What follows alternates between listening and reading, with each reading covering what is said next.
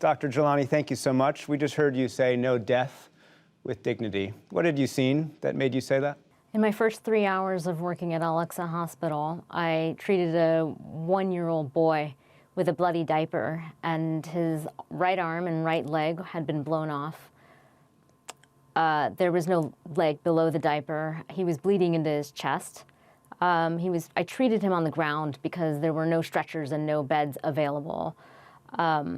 And when the orthopedic surgeon came to wrap his stumps up to stop the bleeding, I would have imagined in the US this would have been a straightforward case that went immediately to the operating room because of the severity as a stat case. And instead, the impossible choices inflicted on the doctors of Gaza have made it such that he wasn't the emergency of the day. There was a waiting list, and the operating room was already full with other more pressing cases.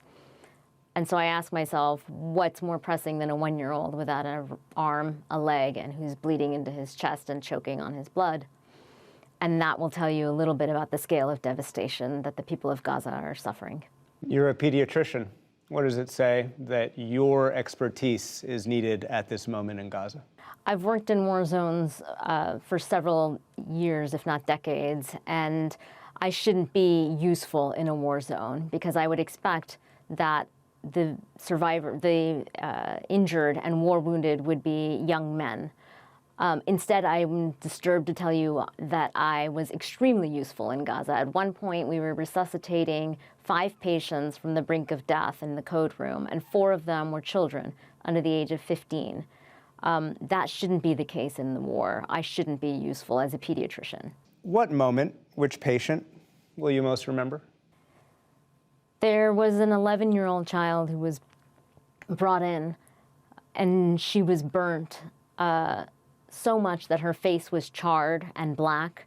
Her arms were flexed and immobile, and we did not have any information or contact information for parents, whether they were alive or dead.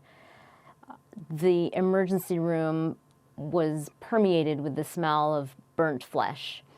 And I just kept thinking that this is one of so many of a generation of orphans that are going to be born into Gaza, burnt and amputated and with no life to speak of, no access to services, no family members, and it will stay with me for all my days. While you were there, another of your audio recordings, you questioned whether you were making a difference. Looking back, do you think that your time in Gaza made a difference?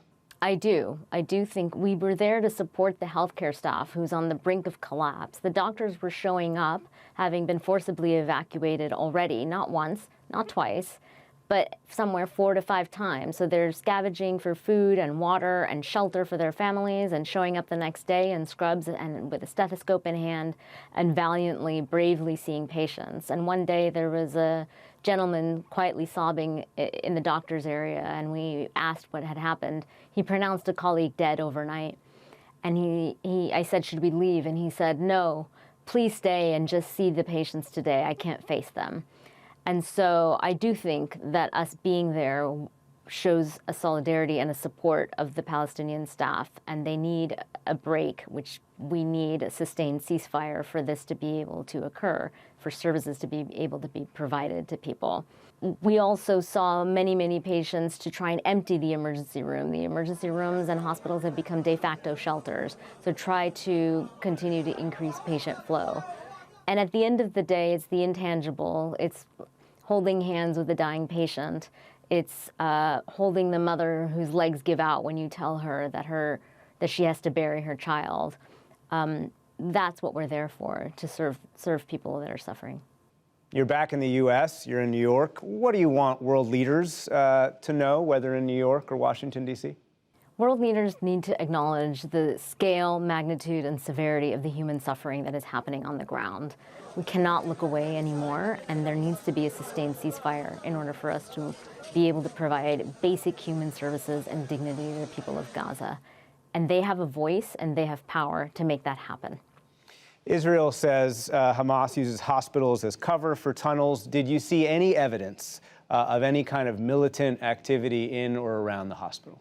I did not see any evidence to suggest that, and the IRC would never work in a hospital that would be used for those purposes and condones any violation of international humanitarian law.